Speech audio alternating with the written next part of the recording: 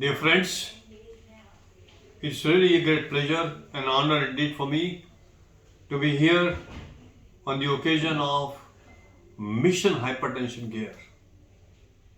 What is the theme today? The theme is enhance awareness about hypertension, and number two, focusing on choice of calcium channel blockers, especially Azelnidipine.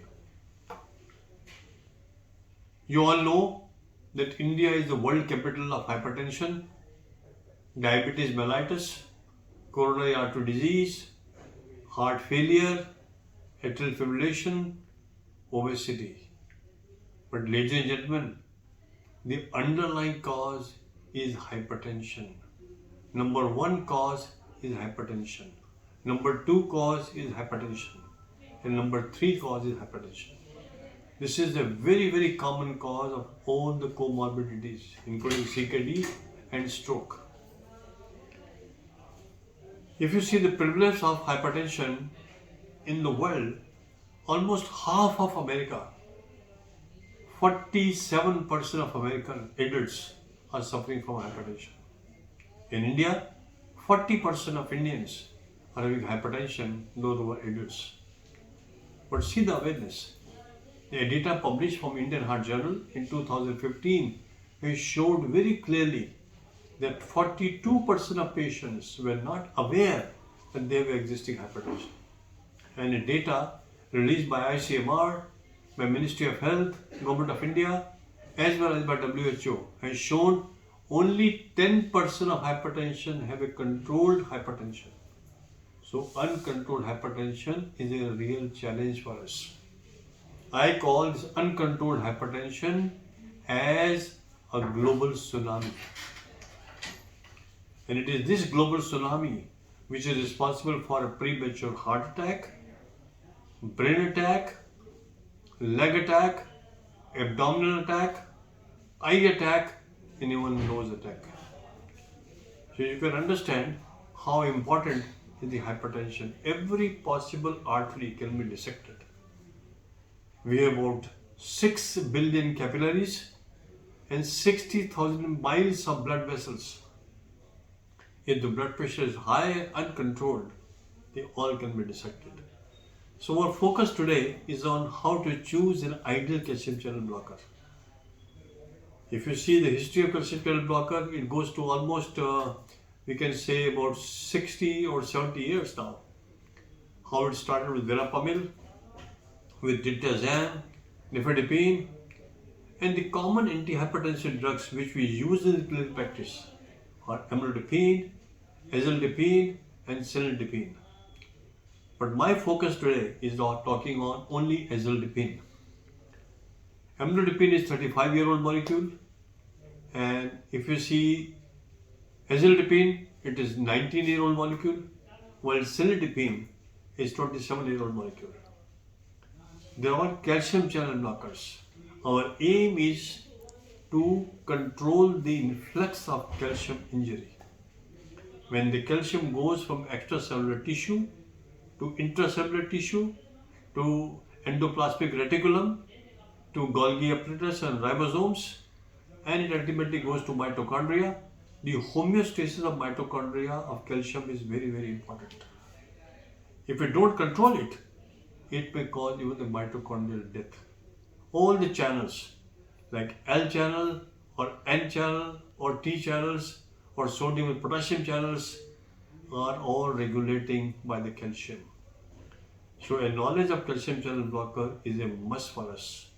And all the calcium channel blockers which I just mentioned, amlodipine is a L blocker, while azelnidipine is L and T blocker, while azelnidipine is L and N blockers.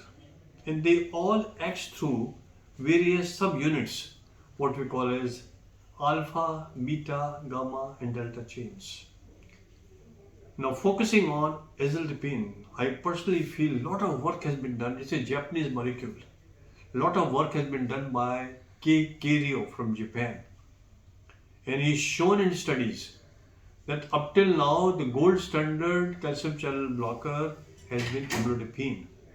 but a new molecule like azelnidipine may be gold standard of the future and may be a game changer.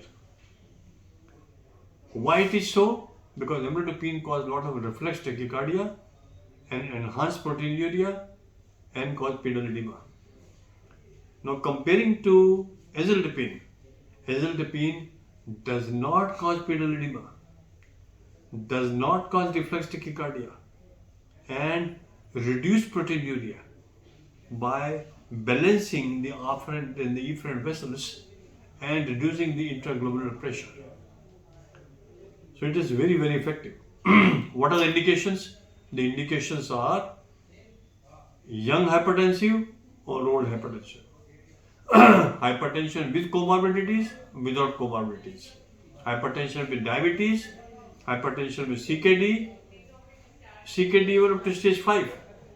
Hypertension with stroke, hypertension with MI or CAD, hypertension with cardiomyopathies, hypertension with atrial fibrillation, and hypertension with obesity. All are the indications, especially when the patient has got hypertension with pedal edema due to hyperproteinemia, due to heart failure, or due to hypothyroid. Everywhere, azelnidipine works very effectively. I must tell you, ladies and gentlemen, it is not only a vasodilator, but also has an anti-renin effect, anti-aldosterone effect, anti-atherosclerotic effect, antioxidant, and anti-inflammatory. A lot of data was shown by Cario that intimal media thickness is reduced.